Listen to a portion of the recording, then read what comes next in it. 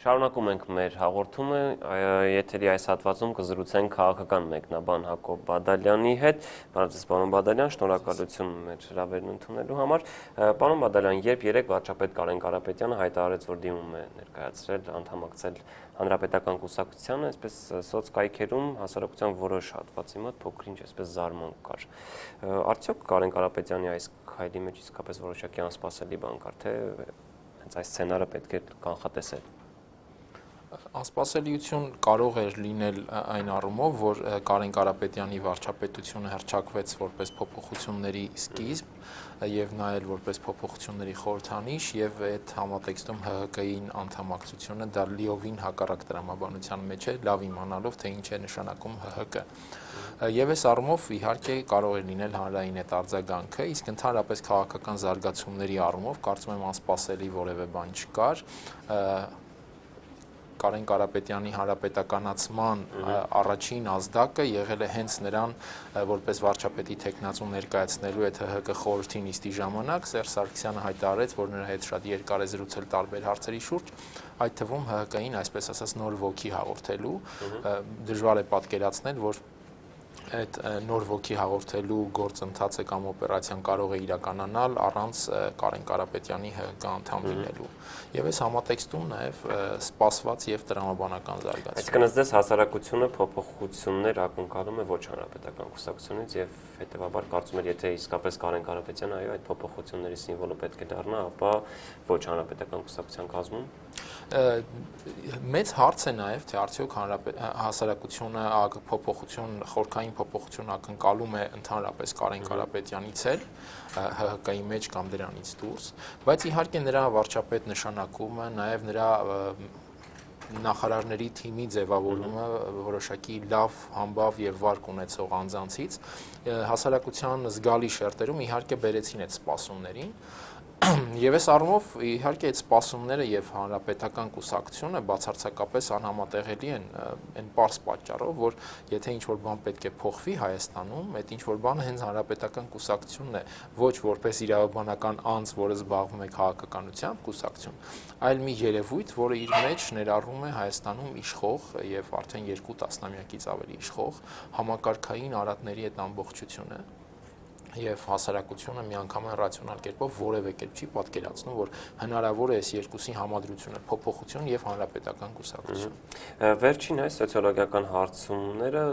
նշում էին, որ Կարեն Կարապետյանը անձի շուրջ բավականին լավատեսական է հասարակությունը վերաբերում։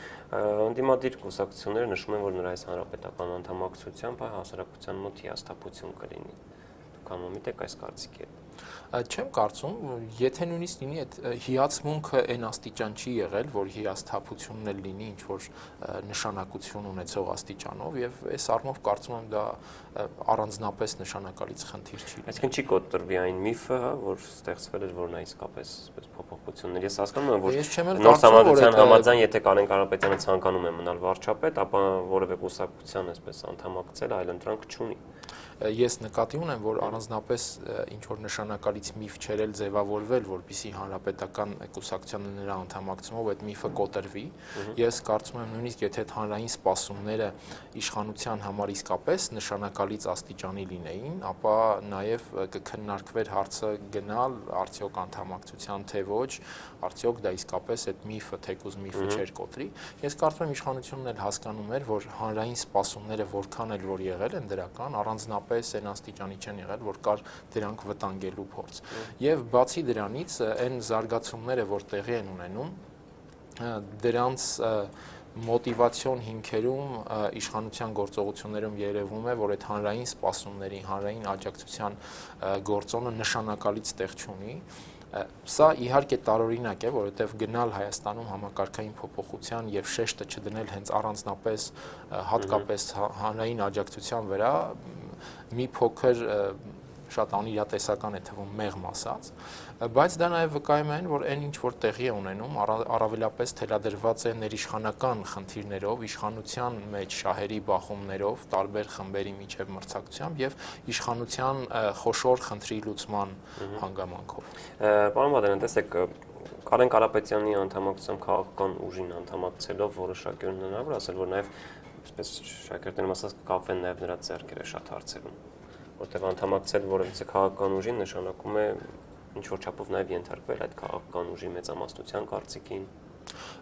Կարող է նշանակել նաև ենթարկեցնել այդ մեծամասնության կարծիքը, այսինքն տեսականում հնարավոր է նաև հակառակ տարբերակ, տեսականը իր ծրագիրը։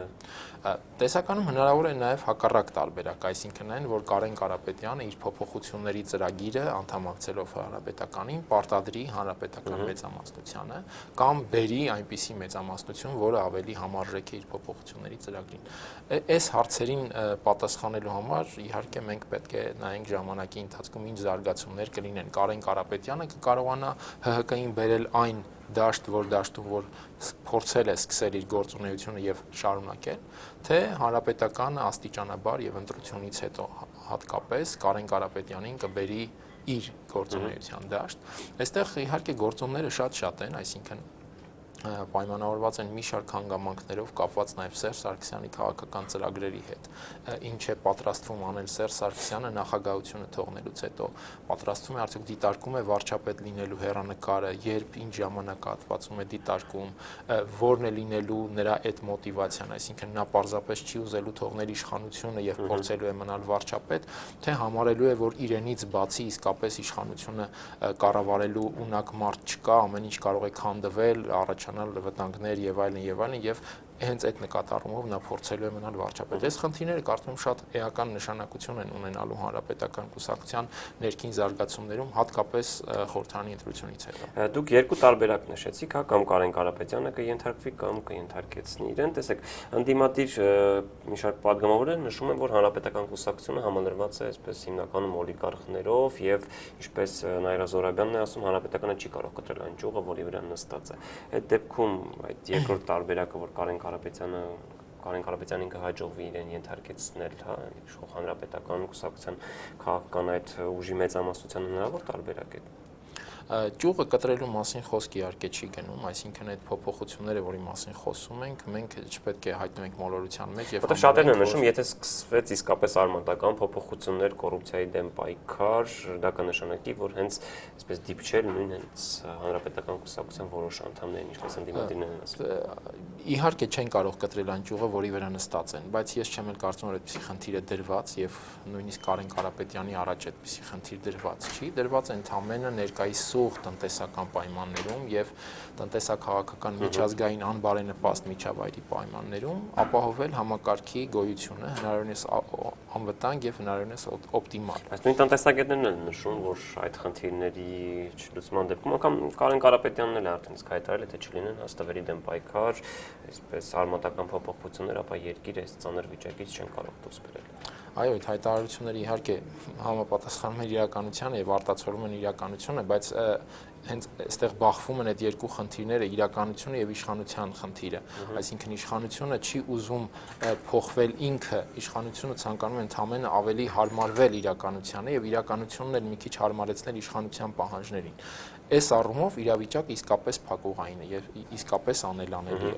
բայց համենայն դեպս առայժմ իշխանությունը ընդամենը զբաղված է այս իրավիճակին առավել ադապտացվելով, առավել օպտիմալ մեխանիզմներ գտնելով, այսինքն համակարգային որևէ փոփոխության մասին դեռևս որևէ խոսք լինել չի կարող եւ չկա էլ այդ խոսքը։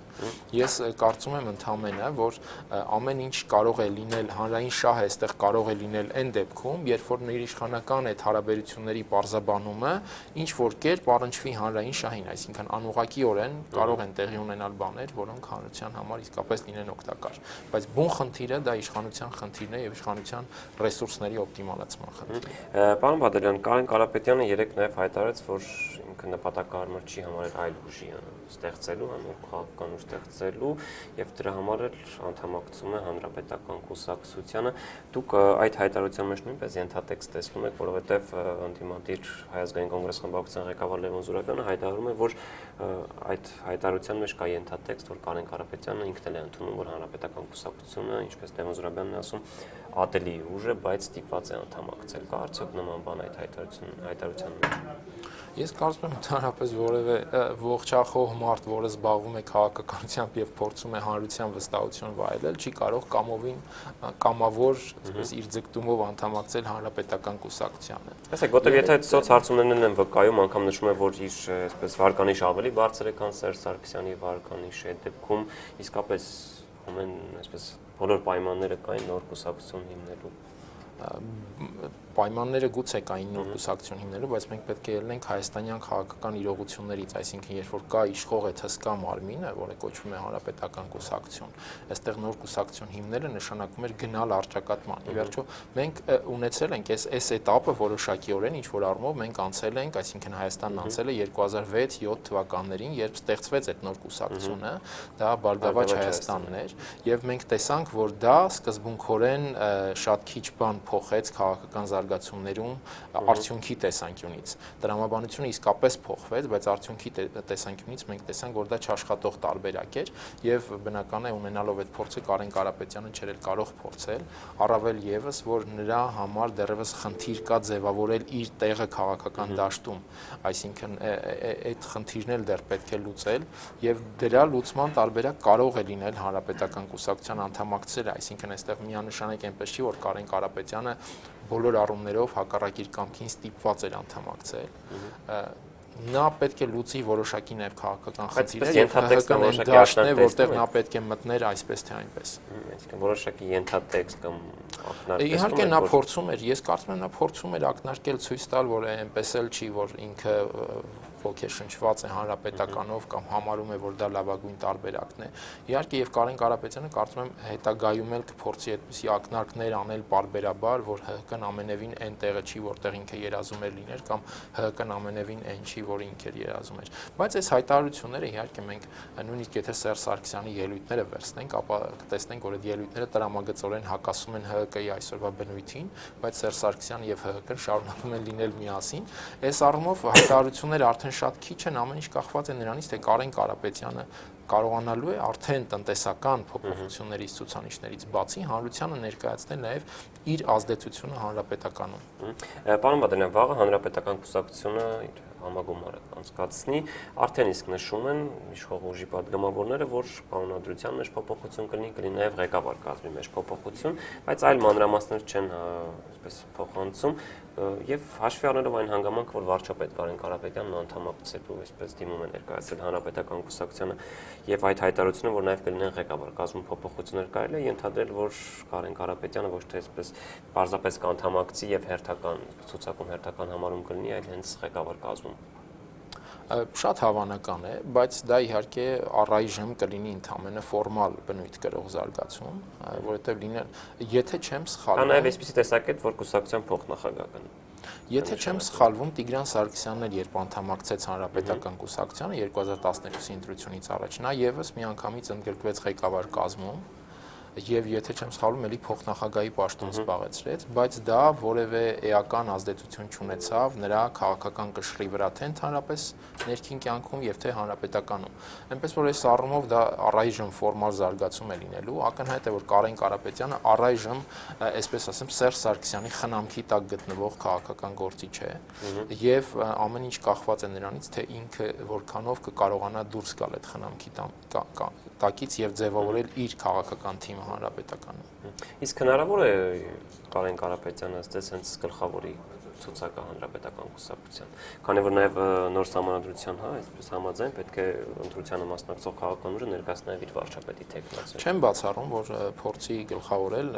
այս առումով շատ հետաքրքրական էր այդ սոցհարցման հրապարակումը, որ Կարեն Կարապետյանի վարկանիշը ավելի բարձր է, քան Սերժ Սարգսյանինը։ Մենք ընդհանուր առմամբ գիտենք, թե ինչ է նշանակում Հայաստանում սոցիոլոգիա, որը փորձում է արտացոլել քաղաքական համայնապատկերը։ Եվ այս առումով ոչ միայն միջազգային կազմակերպություններ Դե այդ միջազգային կազմակերպություններից շատերը նաև Հայաստանում ներկայացրել են արդյունքներ, որոնք հանրության մոտ մեղմ ասած չեն ընդունվել միարժեք վստահությամբ։ Եվ այս իմաստով շատ ավելի հետաքրքիր է, որ ոչ թե պատկերը ինքնին, պատկերի առումով կարծես թե նույնիսկ շատ հավաստի է, որ կարող է Կարեն Կարապետյանը Սերժ Սարգսյանից ավելի բարձր վարկանիշ ունենալ, այլ որ հրապարակվում է այդ վարկանիշը եւ նրա հանրապետականին անդամակցելու շեմին փաստացի։ Այս առումով չեմ բացառում, որ իսկապես մարտավարական նկատառումներից ելնելով Սերժ Սարգսյանն ինքն էլ փորձի զիջել ասպարեզը Կարեն Կարապետյանին, նաև հենց նախընտրական առաջին համարի կարգավիճակում։ Հենց հաջորդած նաև այդ կոնտեքստում հնարավոր է, որ այդ դեպքում մենք ականատես լինենք, ինչպես եղավ Սահմանադրական հանրաքվեի ընթացքում, այսինքն Սերժ Սարգսյանը այդպես քարոզարշավի ընթացքում Պարզապես դերակատարություն չունեցավ եւ եթե հաշվի առնենք նաեւ այդ սոցհարցումները, որ Կարեն Կարապետյանի վարկանիշը նշում են ավելի բարձր է, քան Սերժ Սարգսյանը, հնարավոր է, որ 2017 թվականի խորհրդարանական ընտրություններում, այսպես նույնպես հանրաքվեի օրինակով Սերժ Սարգսյանին չտեսնենք քարոզարշավ։ Շատ հավանական է, առավել եւս, որ Սերժ Սարգսյանը կարծես թե նախորդ երկու խորհրդարանի ընտրությանը հենց ամբողջությամբ հակառակին էր գնացել, ամբողջությամբ իր վրա էր վերցրել ընտրարշավը։ Դա կարծում եմ սպառված հնարք է այլևս եւ ինքն էլ շատ լավ գիտակցում է, նաեւ շատ լավ գիտակցում է իր հանրային վարկանիշի խիստ ցածր լինելը եւ միանգամայն հավանական է, որ երրորդ անգամ արդեն հերթական ընտրությանն ընդառաջ նա չփորձի գնալ այդ նույն ճանապարհով, որը ակնհայտ չաշխատող տարբերակ է լինելու թե իր, թե ընդհանրապես նախընտրական տրամաբանության։ Այսինքն ըստ ձեզ Կարեն Կարապետյանը ավելի էսպես քարոզարշավ առնվազն Սերժ Սարգսյանի գլխավորության համեմատ նրա գլխավորած արշավը կարծում եմ շատ ավելի հեռանկարային կարող է լինել թեկուզ համեմատության մեջ, քան Սերժ Սարգսյանի։ Այդ տարբերակում համաձայն չեք, որ փոքրինչ կդժվարանա ընդդիմության դերակատարություն, այսինքն ընդդիմության անելիք ավելի կբարթանա։ Ես կարծում եմ ընդդիմության անելիքը ավելի բարդացել է վաղուց եւ այս տեսանկյունից շատ ընդդիմադիր ուժեր նշում են, որ հանրապետական կուսակցությունը դա Սերժ Սարգսյանն է, հանրաքվեն փոխվեց Սերժ Սարգսյանի համար, որպեսզի վերարտադրվի նրա իշխանությունը եւ եթե այս դեպքում ստացվի այնպես, որ Սերժ Սարգսյանը չմասնակցի քարոզարշավին, այսինքն արդեն փոքրինչ դժվար չի լինել։ Եվ ինչ պետք է անի ընդհանրապես ընդդիմադիր։ Այստեղ պետք է հասկանալ, եթե ընդդիմությունը ասում էր, որ Սերժ Սարգսյանը անում է իր իշխանության համար, այդ ասածը ինչ ընկալում էր ունենում հանրության մեջ, արդյոք աշխատում էր այդ տարբերակը եւ նշում են, որ աշխատեց հաշվի առնելով այդ հանրաքվեի արդյունքները։ Դե համենայն դեպս այդ արդյունքները ավելին չէին, քան օրինակ տարբեր համապետական ընտրությունների ընթացքում, այսինքն հանրությունը առանձնապես գոհ չէր նախկինում եւ դժգոհ եղավ սահմանադրությունից։ Նույն գնահատականները հնչում էին 2005 թվականի սահմանադրությանը, երբ Ռոբերտ Քոչարյանն էր նախագահը, ասում էին, որ Քոչարյանը իր վարչապետության համար է փոխում սահմանադրությունը, որպեսզի իր իշխանությունը հարատևի։ Հասարակությունը այս ամեն ինչին արդեն սկսել է նայել շատ հանգիստ, հասարակությունը արկա իրավիճակը երևի ավելի վատ չի պատկերացնում, քան ընդդիմադիր մի շարք ուժեր եւ առաջնորդներ, եթե չասեմ նույնիսկ գուցե ավելի լավ։ Եվ այս իմաստով ընդդիմության խնդիրը ինչի, ինչ իրեն առաջադրում է իշխանությունը։ Ընդդիմության խնդիրը այն է, որ ինքը ներկայումս չունի իշխանությանը առաջադրելու խնդիրներ, այսինքն չի կարողանում առաջ բերել այնպիսի ծրագրեր, մեխանիզմներ եւ նախաձեռնություններ, որոնք իշխանության համար կառաջացնեն խնդիր։ Եվ այս առումով չեմ կարծում, որ եթե գլխավոր էր Սերժ Սարգսյանը, ապա ընդդիմության վիճակը ավելի լավ էր լինելու։ Պարոն Բադալյան, 2017 թվականի խորհրդարանական ընտրությունները այսպես բավական կարևոր ընտրություններ են, հաշվի առնելով փոփոխված սահմանադրություն։ Ձեզ մոտ տպավորությունն այնպեսին չէ, որ կարծես թե առայժմ այդ ընտրություններին առավել լուրջ պատրաստվում է հենց իշխող հանրապետական կուսակցությունը։ Ես կարծում եմ ընդհանրապես վերջին շրջանում առավել լուրջ քաղաքական գործընթացներով զբաղվում է հենց իշխող կուսակցությունը, այլ հարց է թե ինչ որակներով, ինչ ռեսուրսներով, այլ հարց է թե այդ իշխանությունը այդ ռեսուրսները ինչպես է ձեռք բերել, այստեղ իհարկե անօրինականությունը մեղմ ասած ակնառու եւ ցցու է, բայց այդ մոտեցումների առումով ես կարծում եմ իշխանությունն է, որ առայժմ շատ լուրջ եւ մանրակրկիտ աշխատում է։ Ընդդիմության մոտ շարունակում է իմ գնահատմամբ իներցիոն այդ բնույթը, որ ընդհանրապես բավական է հույսը դնել իշխանությունից հանրության դժգոհության վրա, բավական ընդհանրապես շատ շքեղ, պերճախոս ելույթներ ունենալ, կարգախոսներ առաջ բերել եւ հաջողությունը երաշխավորված է։ Ես կարծում եմ հենց այստեղ է առանցքային խնդիրը եւ առայժմ այդ մոտեցումը դες արդեն սպառել է իրեն։ Ես կարծում եմ վաղուց է սպառել եւ ընդդիմության ներկայիս վիճակը եւ այդ որոնումները ընդդիմության մեջ հենց դրա վկայությունն է։ Որտեղ տեսեք նախորդ մոնոտիպ այսպես իրավիճակներում ընտրություններից անգամ տարի ու կես առաջ, 2 տարի առաջ ձևավորվում էին այսպես որոշակի դաշինքներ, այսպես ասած, հանրահավաքներ, բայց արդեն մոտ 4 ամիս է մնացել, բայց ընդդիմադիր դաշտում այսպես լուրջ փոփոխություններ դեռ չենք տեսնում։ Բարգավաճ Հայաստան խմբակցության նախկին ղեկավարն է միայն դեռ հայտարարել, որ ինքը հնարավոր է վերադառնալ, հաշվի առնելով, որ մոտ 500,000 ընտրազանգված ունեն, իսկ մյուս քաղաքական ուժերը դեռ այսպես հայտարարում են, որ բանակցություններ են վարում միասնական ճակատով հանդես գալու, բայց լուրջ այսպես քաղաքական գործընթաց դուք տեսնում եք թե ոչ։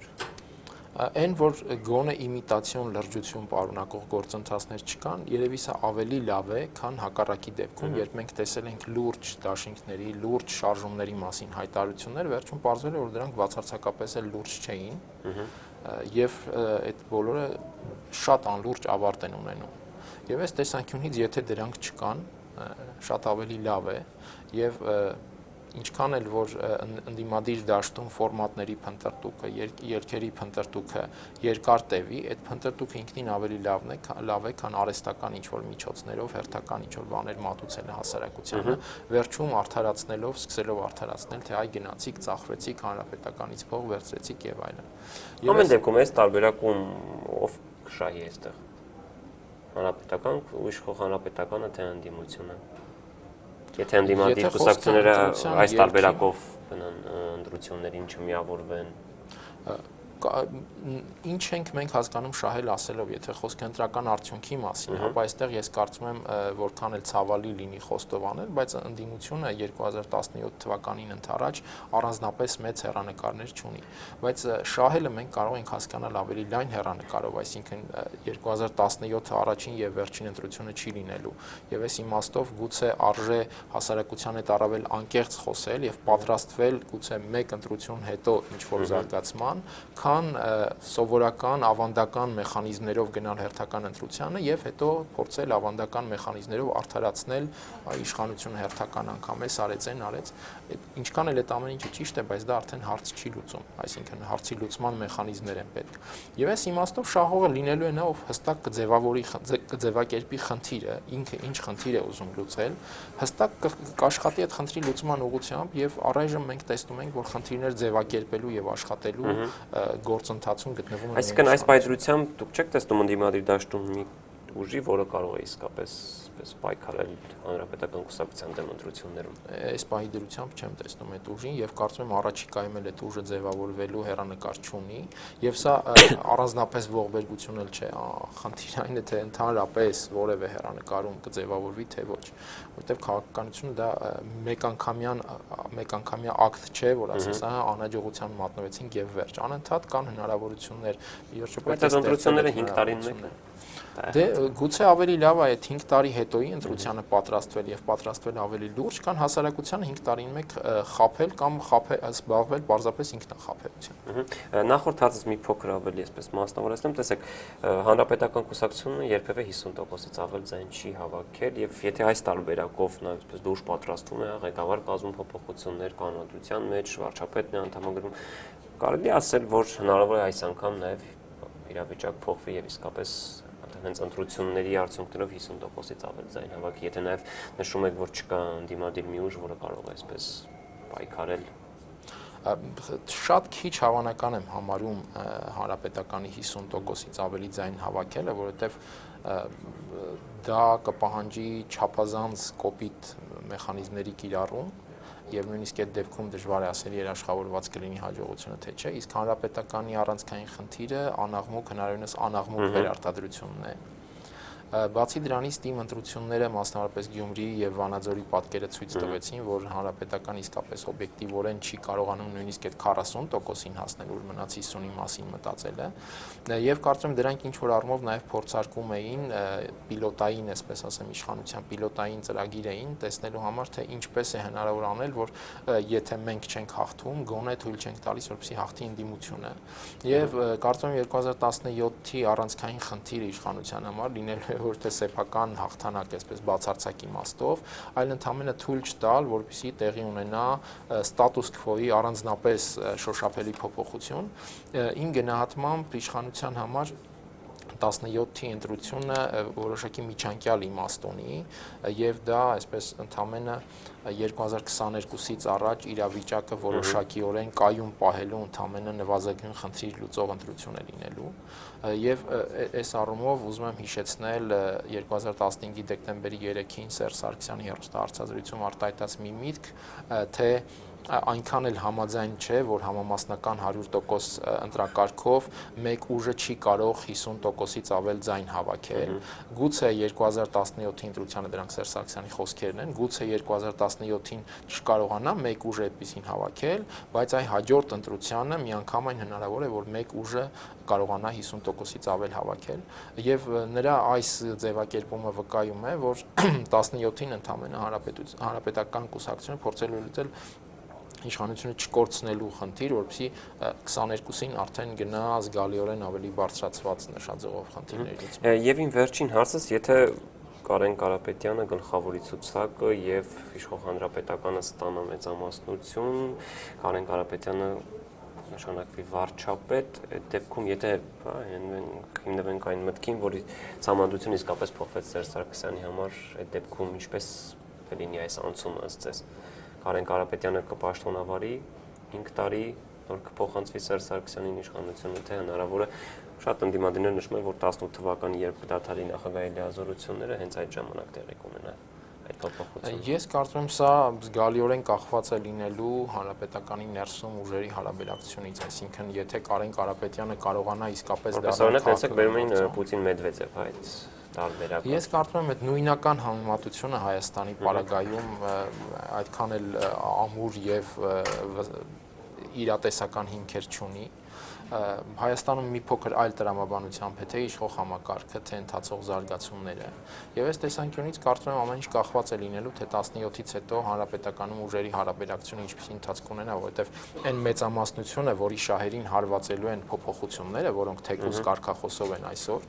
այդ մեծամասնությունը բնականաբար ձգտելու է պահպանել իր դիրքերը, որովհետև մենք ինչ ենք տեսնում, մենք օրինակ հիմա կարող ենք տեսնել երևույթներ, երբ տնտեսական պաշտպանության հանձնաժողովը կարող է 115 միլիոն դրամով տուգանել հանրապետական խմբակցության падգամավորի։ Այսինքն մենք տեսնում ենք, որ իշխանությունը նույնիսկ իր մեջ այսպիսի քայլերի կարող է գնալ անհրաժեշտությունից ելնելով տնտեսական, քաղաքական շահերի բախումից։ Ինչ եմ դա հարցնում, այսինքն հնարավոր է, որ եթե այդ դեպքում այդպես ստացվի, այսինքն ստացվի, որ Կարեն Կարապետյանը մեկ տարվա համար էր եկել վարչապետ։ Որտեվ եթե դատենք իր ելույթներով, ամենայն դեպս նա այսպես բավականին հեռանկարային եւ լուրջ քայլերի մասին է խոսում։ Կարող է ստացվել նաեւ այդպես, որովհետեւ